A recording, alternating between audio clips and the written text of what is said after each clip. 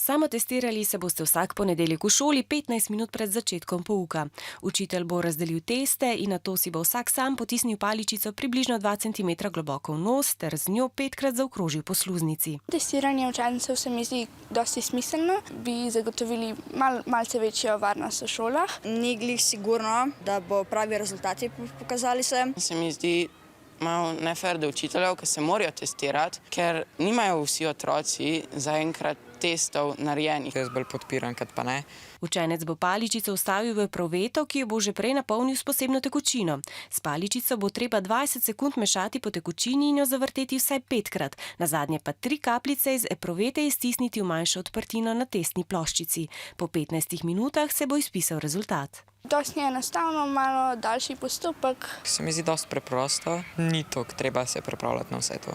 Raje bi ga pa delal po mojem v šoli, zaradi tega, ker bi bilo po mojem, vsaj z moje strani, manj možnosti za napako.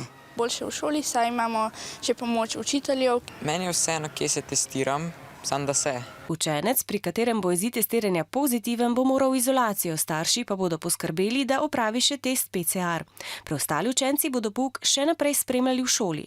Nekaj staršev je ta teden takemu testiranju nasprotovalo. Mogoče se bojijo ali samo testiranja na splošno postopka, ali pa samega izida, da bi bili pozitivni na COVID-19.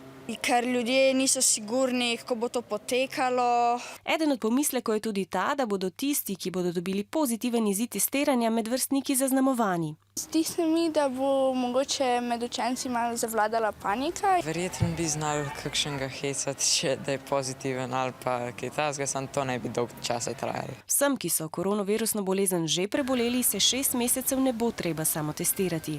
Testiranje ne bodo opravili tudi tisti učenci, katerih starši s tem ne bodo soglašali. Kakšne bodo posledice za te, pa nam na Ministrstvu za zdravje niso povedali.